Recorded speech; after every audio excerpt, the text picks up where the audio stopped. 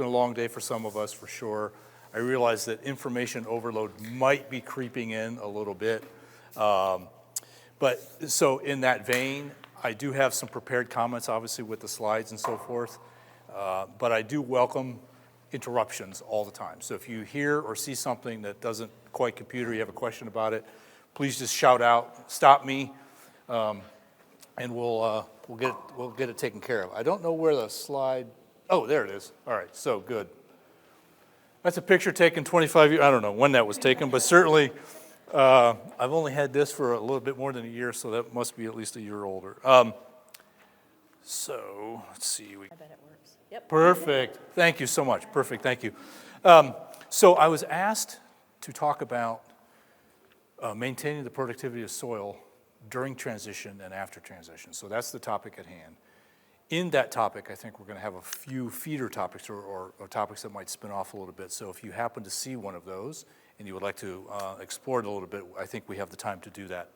So my particular perspective is that if you look at farms kind of holistically and from above, there's a lot going on there. We're always asked, and farmers are always asked, to do more with less. Always increase the yield, keep the costs from going down quite as fast, or going up quite as fast. There's always the question, how can I do better, or how can I do more with less? Of course, that leads to, or we hope, being more sustainable, actually be more resilient and persistent in the operation. So if you're a bit more efficient, you can withstand certain types of stresses on and off the farm a little bit more easily, if you will. I would also like to mention that I think the resources that we're working with, all of them are listed here, or shown here in one way or another. Stop and ask for a moment, what else do we have to work with other than the resources that are shown? We've got sunlight, we've got water, we've got air, we've got photosynthetic organisms that make use of those, plus whatever we can take from the Earth's crust, fertilizers, soil. And the last one is what we think about what we do to use all of those resources that are available to us. But there are no other ones that I know of as a core support for all of agriculture, basically all of humanity, because everything starts here, which requires air and water, sunlight, and other resources. Because without those, what would we have? What we'd only have, of course, left is our creativity and our ingenuity and our capacity to unite or integrate all those particular resources and make a good outcome. So usually we're talking about this as kind of a genetics or environment question. Is it nature? Is it nurture? You bring all those resources together and you're asking, well, you're starting with, you might be starting with a particular crop or a particular plant, a particular environment that you're working in. We were just talking about temperature and light a moment ago. Is it nature or is it nurture? It's actually both. And in the end, we're probably going to breed and manage our way to a better future. We're going to need better genetics, and we're going to need improved management practices. All of this is a bit of a prelude to the bigger question of how we can maintain soil productivity during transition. In my particular lab, in my program at OSU, I take the position that everything, beginning with the weather and what the crop is growing in this case the soil, and the grower's management or my management, they create the conditions near the crop. The conditions near the crop, combined with the genes of that crop, determine the outcomes. And those outcomes kind of create a feedback loop for the grower to ask, or for myself to ask, what about my management or my crop selection might have been out of whack that led to or contributed to a less than desirable outcome? Or what about all of those led to the greatest outcome I've had before? What do I need to preserve going forward or maintain going forward? But to me, this is kind of a diagrammatic representation of what farming outcomes, where farming outcomes come from. It's the environment that's created near the crop, it's the crops themselves, and then their particular combinations. And so arguably, you could say the job of most growers is to create the environment around their crops that is most suitable for their happiness, for their health, and beginning with the soils. So our work, we do it in open fields, we do it in high tunnels, we work in greenhouses, we work in conventional systems, organic systems, soil-based ones, non-soil-based ones. We work on farms in all different kinds of settings.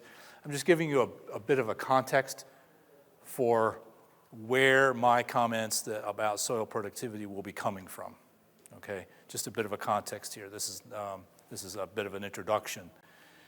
I take that, or we take that as a group, we take all that together and we're asking what can be done to help farms improve the lives of individuals and groups of people. So all these people that we interact with, you know, oncologists at the medical school, food technologists, entomologists, breeders, all of the people that we interact with on a daily basis, we're all asking that one question: how could we make farms work for the individual who's managing them, the family that's managing them, and for others as well? So I was particularly intrigued about, you know, the connection between farming practices and the nutritional quality of food, right? That's something that's interested me a great deal over my career. This is why, part of why I'm also interested in the topic at hand, which is, you know, maintaining the soil's health and productivity. Our technical interests are these are not so terribly critical, but I'm a horticulturist. I'm a crop physiologist. I am not a soil scientist. I am not a soil chemist. I am not a soil physicist. I'm not a soil biologist. Beginning to sound like I stayed at a Holiday Inn Express or something, but I have been fortunate enough to, again, interact with quite a few people with the same interest, and to have farmed in my own way organically since 2003.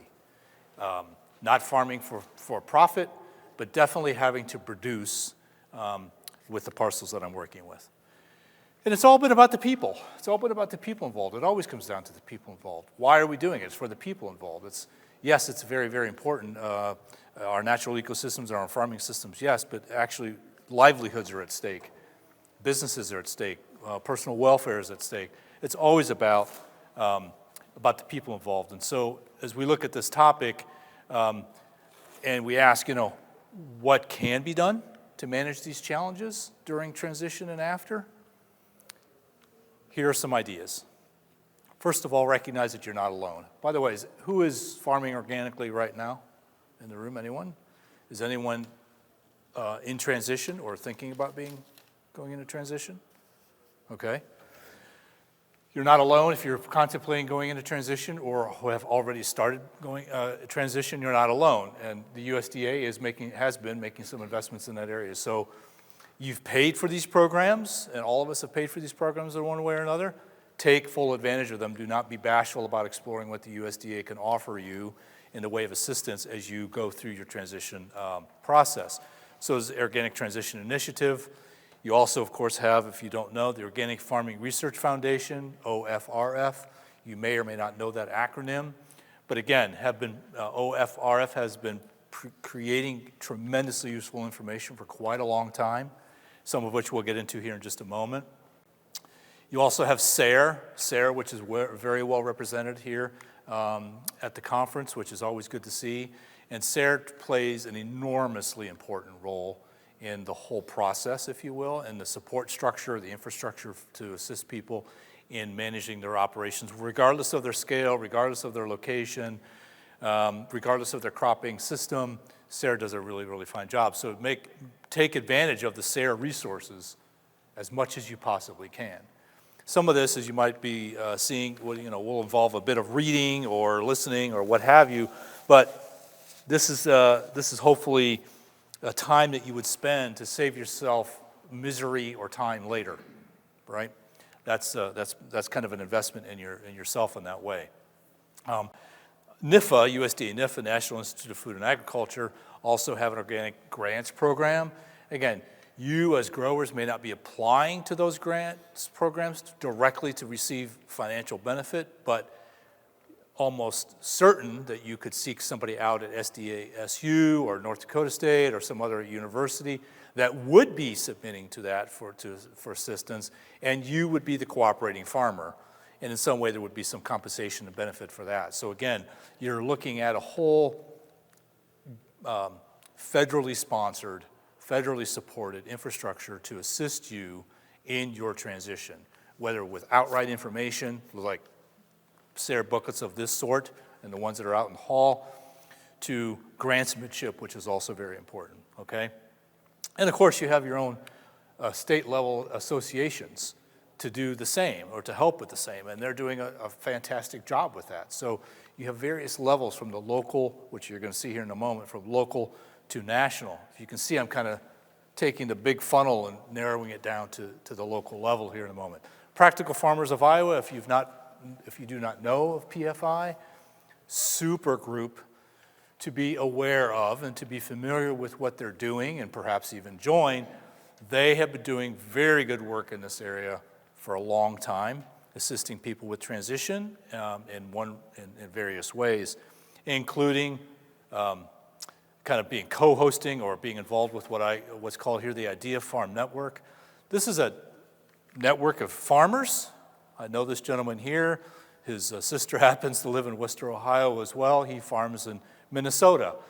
But the Idea Farm Network is a collection of growers and some extension people and industry people, all in tune with sustainable organic practices, and especially on the grain side. They just email and call and text each other, say, hey, I'm going to be out doing such and such today. If you happen to be in the area, stop by and look at it. They'll post pictures and ask questions, soup to nuts kinds of topics. Nothing is terribly off limits from the standpoint of crop production in a sustainable organic context for the Idea Farm Network. So again, it's just something you can just watch as it goes across your feed and you're like, oh, that's kind of interesting, okay? Also, of course, you have the two universities, at least two universities nearby, and those folks there are your portal to all of the folks throughout the U.S. Because if somebody contacts me, which happens often, somebody contacts me, such and such a question, you know what, I don't really know, but so-and-so did some really interesting work with that just a short time ago. It might have been Rhoda Burrows of South Dakota. Let me ring her up, or let me forward your email on to her, or let me connect you. This is part of our job. This is why we're here. And so with one phone call, one text, one email, you are literally one person away from another person somewhere else, and they might be in a different place, but they still might have something of use for you to hear or see, right? So the land grant network is particularly powerful in that regard. So I would encourage you to take full advantage of that in every way, including not only for the contacts in those states, but all the farmers in that state. I mean, in a week and a half, I will be at the Ohio Ecological Food and Farm Association Conference. This is the annual conference for, as you might guess, the organic production community in Ohio and in the greater Midwest. OFA has a certifying footprint that's multiple states, and many, many people will be there. So I'll get to hear, like everyone else, I'll get to hear and see things. I take that in, I take my notes, I make my contacts and so on. So as we go from place to, involved with that, you're also hearing, have the capacity to hear from lots of other growers. So these personal connections matter. We're in a public setting right now, and we're chit-chatting from time to time between the breaks and at other times, but hopefully that will continue, because the learning will, I hope, not stop in this room. I will not give you the entire recipe for maintaining soil productivity. I hope to give you a very, very workable one, like an actionable one. But you'll need to fill in gaps, you'll need to make slight adjustments, and you'll possibly do that by making personal connections. Back in the day, this is dated 2007, I'm not expecting you to read this, but this is a program that I hosted, Sustainable Organic Workshop, and every speaker in here, 90% of the speakers is a farmer. Minus a few people from Cornell and from some other locations. But this was a Sustainable Organic Workshop that I organized, and I and others have organized many since. And it was problem solving, how we experiment, enhancing production, resources.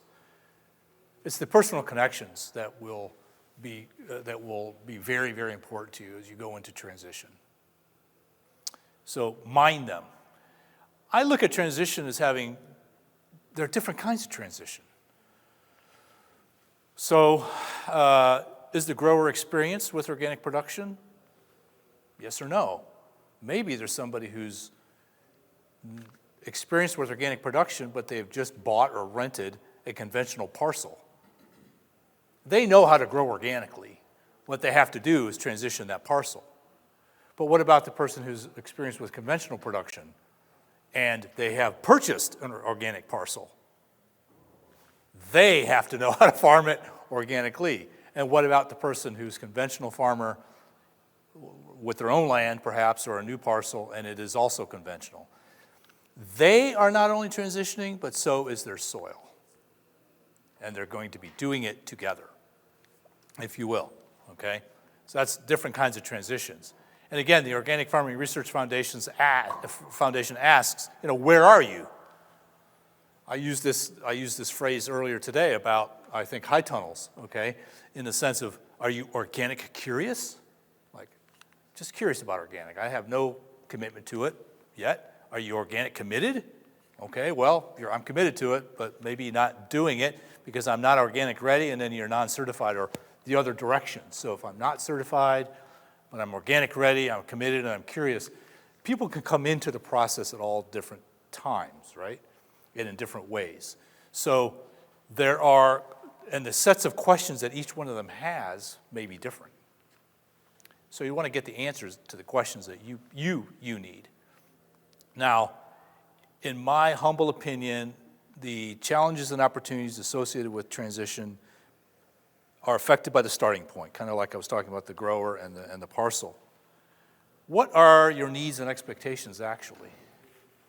We may not have time to get into all of those right now, but if you pause and ask, what do I need or expect from this transition? Exactly.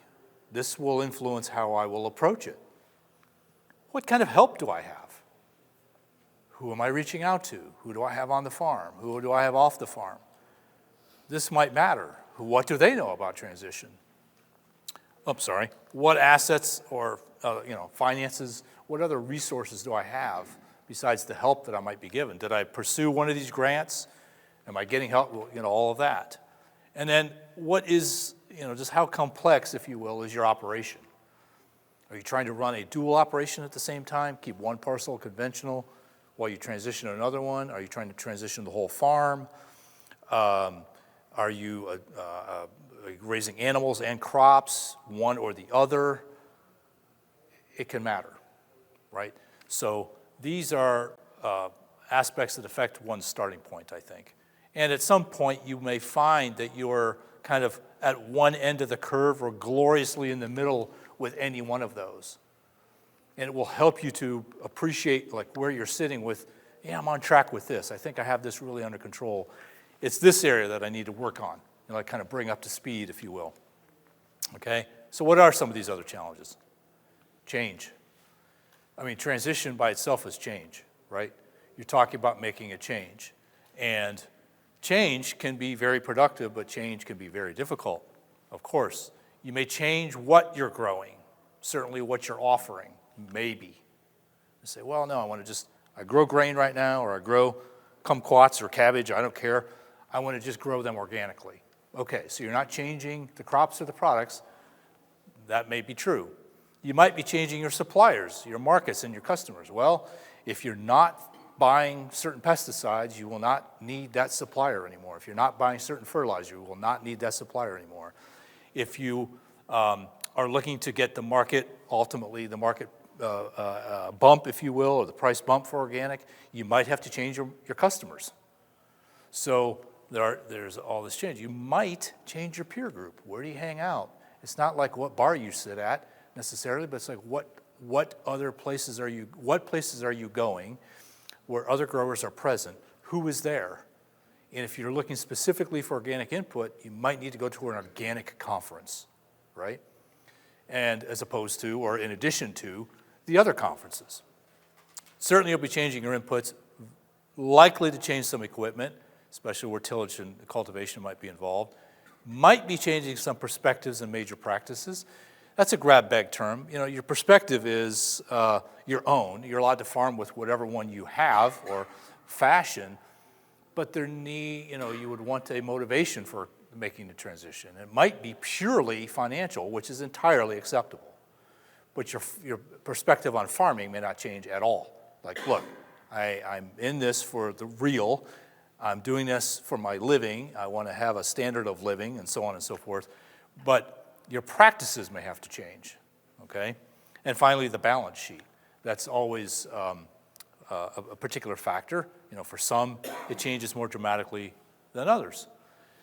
In fact, again, the OFRF has looked carefully into this, and you might be familiar with what they have been reporting as far as the production challenges that transitioning and organic growers face. Top 5, controlling weeds, managing production costs, maintaining adequate yields, managing soil fertility and nutrition, controlling insect pests. This whole report lists them out from the surveys of organic growers and transitional organic growers in terms of the number of respondents indicating that this was a concern.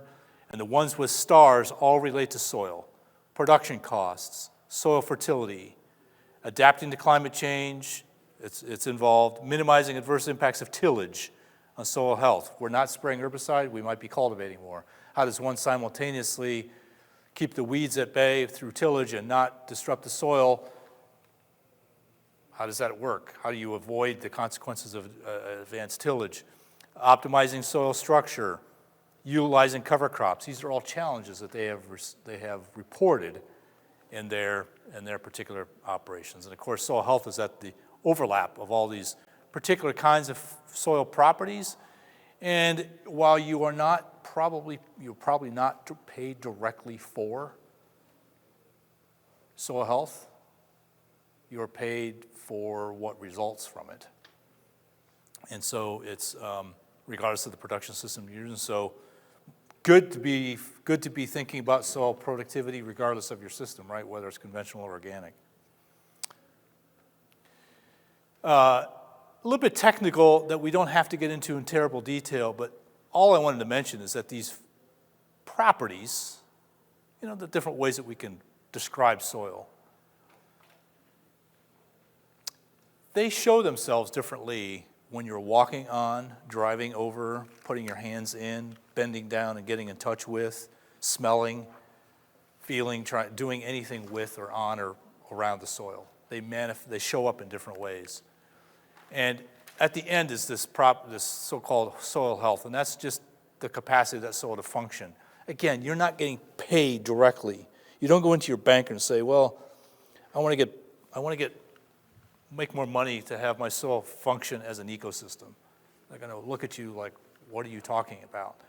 You're making it real by saying, you know what, I need, or I'm looking to allow my crops to be better, more abundant, higher quality, whatever the case might be. That's what you're actually working with, right? And so we can take all these measurements, and it's very helpful, but we have to acknowledge how difficult it can be to manage the soil productivity during transition. Why is that? Well, if the parcel has been farmed conventionally for a long time, it shows up in these properties. It shows up in the biological, physical, and chemical properties. Any way that we manage a soil, the soil shows it. I mean, it's just there's a bit of a dark connection between what we do and what the soil's condition is. So in this case, if synthetic amendments were being used and shorter rotations and all, it is essentially shaped the soil, okay? And without those particular aids, if you will, things began to show up. So because the organic system might be by comparison, might be a little bit more complex, have longer rotations because they're mandated, might need some more crop diversity, and new pest, weed, and insects, perhaps even diseases might show up. So all of this can be happening during transition, which, of course, can be, in some cases, can be a challenging time. This is not a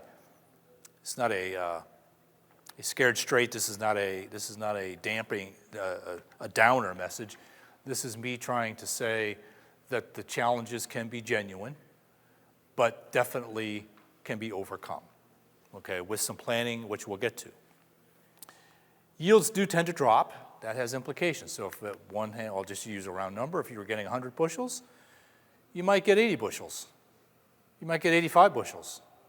You might take a yield hit as you are no longer using the same approach that you were when farming conventionally. In addition, you're not yet meeting the organic standards. You are not yet certified. Therefore, you cannot usually get the premium associated with organic. So not only are you getting less yield, you are still not getting the price bump, the market bump. That has implications. So to be aware of these I think is useful. You know, usually there's a 3-year transition. It can be adjusted in some cases, but usually it's a 3-year transition, and that pre-certification period, you know, is a time when, again, you know, things are changing. Yields may be fluctuating. New challenges are arising without the use of chemicals, certain chemicals anyway, and productivity of the soil has not yet come back. It's not rebounded. So it can be a difficult time in that regard, but again, people overcome it. You need a strategy. You need a game plan. So here are some ideas that are informed by some facts and tendencies and principles. We expect our soils to carry a lot. Now I'm taking here with these examples, I'm taking a little bit of an annual vegetable crop perspective, but it is not exclusive to, I think what I'll show is not exclusive to that. We load up the soil, and you have to wonder, is there a time when there's a bit of, you know, like it just takes too much, right?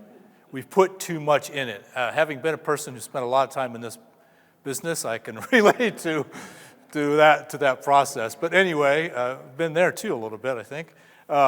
Fortunately, have avoided these two. So anyway, we put a lot of pressure on our soil with what we grow, how we grow it, and the conditions that we kind of impose or create. We just put a lot of pressure on the soil.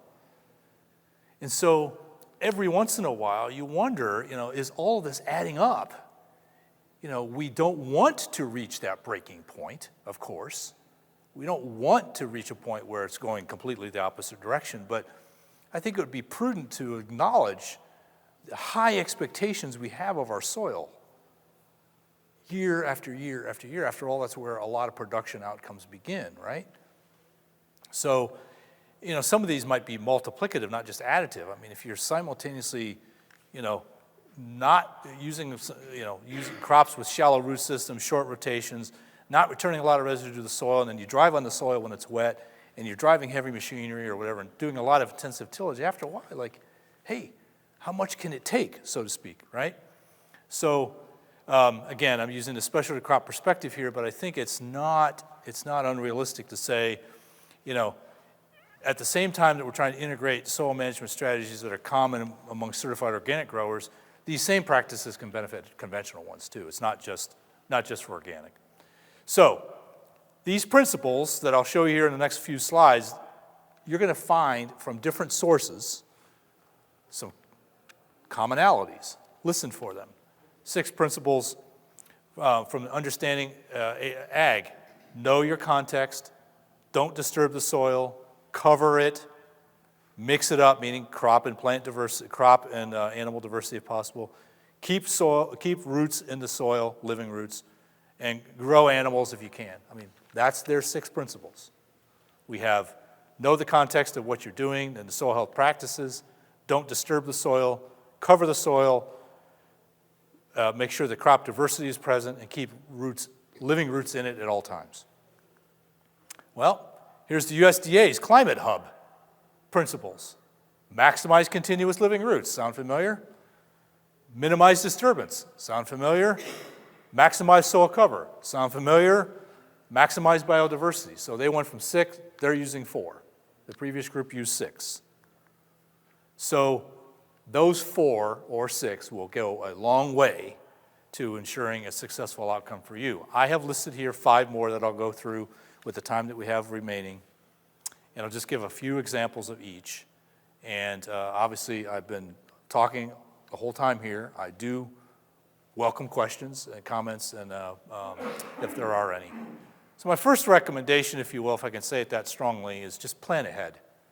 Start as early as you possibly think you could, and move towards certified organic production gradually, if that is an option. If you feel like you have a longer time frame, you might feel less pressure. You might be able to implement it with more with greater confidence. You will have the benefit of time, if you will. So if you can study for a year, and if you're committed to doing it, but you say, you know what, I don't know why we have to start this year necessarily. Let's study this for a year. Let's like really immerse ourselves in what might be involved, and then come at it with that information in hand. In that year, about 3 or 4 months in, if you're like being studious about it, you might reach a point, if you're anything like me, you might reach a point of maximum confusion. You're like, wait a minute, I've got all this stuff in my head, information overload. I don't necessarily know how to organize or coordinate it, or even what I would do next. I've read a lot, I've heard a lot, I've been told a lot, blah, blah, blah. But if I had to start tomorrow, I wouldn't know the first thing. I feel like I'm more confused now than I was before. You'll get past that. Talk with somebody, read something else, go to a conference, just sit and you'll get past that point of maximum confusion. The ice will have broken.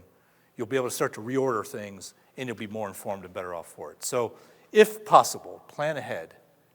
Start early and move gradually. Obviously, soil testing. We really shouldn't do much without a proper soil test. There are multiple ways that growers and farmers can assess the quality of their soils. Obviously, a chemical test is one of them, but you got these implements as well, just your own hands, something to push into the soil. You can get fancier instruments still, penetrometers and the like. You can track the condition of your soil. And if you remember the slide way, way back here, where we talked about soil health and soil properties and everything. When you're taking a soil test, when you're pushing a spade into it or a soil probe into it, that's what you're doing. You're assessing the ability to support plant growth, regulate water, and so on. That's what you're doing. But there are these practical tools available to you if you haven't been using them. I'm sure most of you have been, but just in case not, you might want to consider doing it in kind of a regimented, structured way to help you get kind of an orderly bit of records on the situation. This is a fun one as well. If you haven't done it, I find it to be really useful. Just pound a steel ring into the soil to a certain depth, line it with plastic, pour in, fill it with water, and then gently remove the plastic. The water will initially just flood that steel ring, and then you can start a timer. How long does it take for all that water to go into the soil? Do it correctly by pounding the steel ring into the same depth each time, and pour it about the same amount of water. And the infiltration rate alone will tell you something at least about that top layer of soil, right? And it doesn't cost anything. Or you can be like me every once in a while. You have a really big rain through, and you happen to be in your plots, and you happen to have your phone camera. And so you can take pictures of what's happening. And, you know, like, well, is this happening or is that happening? Small anecdote. I don't know if any of you know Steve Groff, but Steve Groff is a grower in eastern Pennsylvania. Actually grew up in Ohio, but he's been farming in eastern Pennsylvania for a long, long time. I was at a conference, no joke, I was at a conference where he was speaking in 1997, okay? And he was there to talk about his no-till or minimum-till vegetable production operation and some of the implements that he had developed for that. But in 1997, he had a video of exactly the same situation where he got in his truck, he went out, and he was just panning across his field. You couldn't see any water anywhere. Right across the lane where his neighbor farmed, not using most normal practices, it was running like anything. Gullies, brown, everywhere. I'll tell you, there are like 150 people sitting in that room, and they're just sitting there like, you probably have seen that, right? So there's no substitute for being, timely in a way, right? And it's asking yourself, if I happen to know that there's a spot on the farm that's kind of prone to this, and I implement organic practices in some way, do I see less of that? That's another sign. Now, I agree. I just did this to be clear. Worcester, Ohio gets 40 inches of rain, in this area anyway, less. But my point is this. Use whatever approach makes sense for where you are. And there are some for sure, okay? The USDA Soil Quality Test Kit might be an option for you. That's available. You can find out about it probably through your local NRCS team. We have in Ohio something called the Ohio Soil Health Card. It's there to help monitor and improve soil quality. It's qualitative, it's not quantitative. It was actually, so farmers do this checklist, good, fair, poor. Just like literally one piece of paper, soil tilth, soil life, soil, air, and water, water holding capacity, or plant vigor and fertility. Just good, fair, poor. Good, fair, poor. It's actually developed by farmers for farmers. It's supposed to mark trends on their property. It's not supposed to link to necessarily anything off the farm. It's for them. Is it moving in the right direction in these particular indicators? So if they have records, of course, I'm a scientist, so you're going to expect me to say something about record keeping. I'm a data person. I value numbers. I value notes. I value these sorts of things because I feel like we can learn from them. And I also value the camera, to be quite honest, as one of the single best note-taking devices that you can have if you have the storage spaces, for the images. Because if you were to just go to a single place on the farm at the same day, or roughly the same day each year, or and you'd have a record of that, your images they could mislead you, but generally I think they're going to get you a decent assessment. Anyway, you got the soil health card. So you have these ways of monitoring the condition of the soil. Rotation is obviously required. Cash and cover crop diversity is a requirement. So these are all the reasons why we'd want to rotate, for sure, at least, again, from a specialty crop lens. We do have very wimpy root systems. We don't return much residue to the soil, all of that. We do a lot of tillage and there was a lot of field traffic, but for your own operations, you could be imagining the same scenarios. If you are not mindfully, purposefully taking steps to maintain or increase organic matter, that would be something to reconsider. So we often have soil building and depletion phases. There are times when we're taking from the soil and maybe opportunities to build soil, so to speak.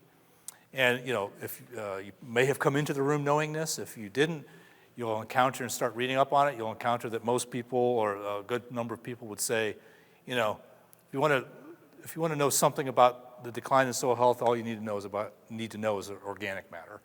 If it's going down, the soil health is going down. If it's going up, the soil health is going up. That's their point of perspective. And the soil disturbance contributes to the loss of organic matter. So again, cover crops, a book from Sayre.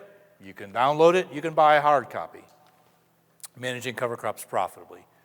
Midwest Cover Crops Council, another great group of people, farmers and university and other folks. They can help you select cover crops with their selector tool, okay? So again, avail yourself, and they just had their meeting. So Midwest Cover Crops Council. And if you know very well, that this is what's going on, you really need to balance supply and demand for the nutrients that your crops need. You're really not trying to have excess. You certainly don't want deficiency. And the natural processes that govern supply, they hinge on the soil and the weather, of course. So as you look to use something like, well, in this case, maybe not nitrogen fixing, but if you look to use cover crops to help meet your nutrient demands, you'll of course want to be aware that the availability is driven by natural processes, right? So I have been working off and on with Ohio growers and others to help them take a page, if you will, from the dairy business's book. In some cases, dairies are often using whole farm planning with regard to the flow of nutrients onto and off of the operation.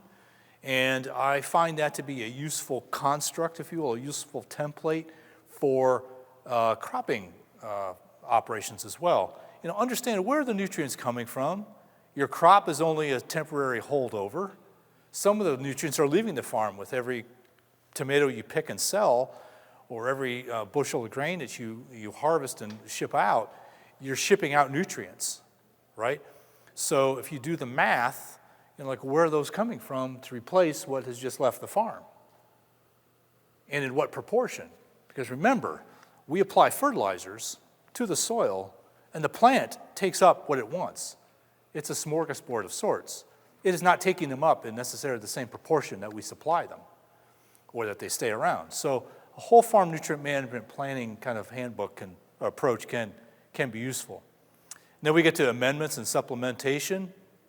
This is just a picture of one high tunnel. This is composted dairy manure on one half and no manure, no compost on the other. So many types of amendments, as you possibly know. They all have their short and long-term effects on soil health or productivity. And there's lots of different descriptions. You know, you can read through this alphabet soup of websites and so on about compost and the like. But you know, we also know that in organic production, by the way, all these pictures are taken in organic plots. This happens to be popcorn, you know, plus or minus compost, same corn later on, squash in the same high tunnel, plus or minus compost. Same way with the tomatoes. I mean, I had a colleague who was retired, said, I used to worship, you know, at the church of compost, if you will, because it's so, I mean, he was being facetious, but his point was the effects can be real, but sometimes they're overblown, if you will, but the effects are definitely real. Same way with this lettuce, you know, goes on and on. But, you know, I would hasten to add, what is compost exactly? Be careful with it. Compost, in my usage, is something that comes from an operation that kind of sort of resembles this. It takes advantage of, or it relies on, going back here, the certification process. Because a process which is just, if you will, this is a call pile, this is the dump, whatever this is, that's just left to sit there and age is not compost. It is absolutely not compost. If it hasn't been turned, if it hasn't been aerated, if it hasn't been managed properly, it is absolutely not compost. And its value will be less than if it is proper compost, okay? Compost, as you know, depending on their starting material, swine, beef, sheep, poultry, turkey, horse, whatever, they all begin with feedstock. That feedstock affects their NPK and other content. So all composts are not equal, for sure, both in their composition, their carbon-nitrogen ratio, so on and so forth. And why is that important? Because the composition affects their release. Not only their absolute amount, but also how much of that is available to your crops. Because, of course, in the case of compost being used as a fertilizer, if you will, it is not a synthetic soluble fertilizer. That has a known analysis and can be tailor-made, if you will. So that's why you want to be sure that you know where, A, that you have a certified compost, B, what its feedstock was, C, do you have an analysis of it to verify, and that you can expect certain things from it going forward. Because they can represent a significant amount of time and money and effort on your part, whether you're making your own or buying somebody else's. Just do it the right way. Treat them as seriously as any other input you would use. I could share with you anecdote after anecdote about people who have gone down a very unfortunate path with very unfortunate circumstances about being kind of cavalier or really loose with their compost applications and so on, thinking it can't go wrong. What could be wrong with compost or this or that and the other thing? You don't want that to happen.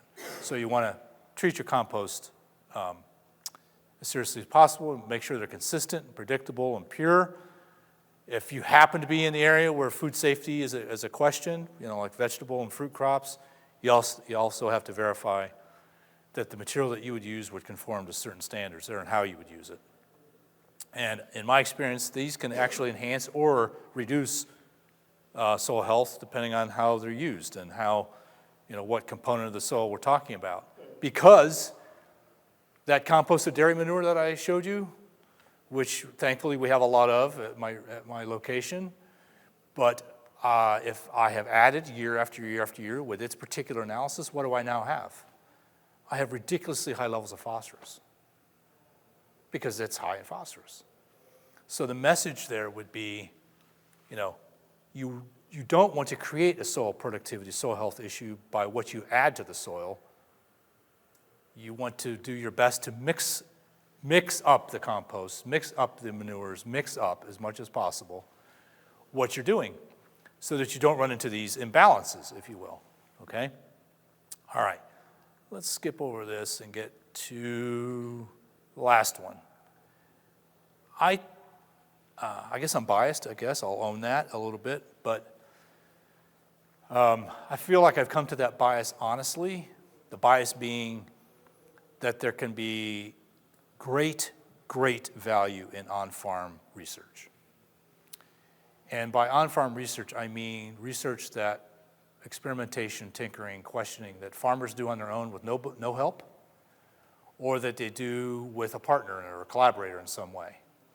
I've just heard over and over and over and over again from successful farmers, conventional organic, but especially organic, how important it was and is to experiment. This is a problem solving, why successful farmers experiment for farmers that were there. How we experiment to solve problems, another for farmers. Doing it wisely can provide tremendous value. And of course, one can do it all alone or with a collaborator or with some guidance. Practical Farmers of Iowa probably has one of the best programs around to guide people in their own on-farm research.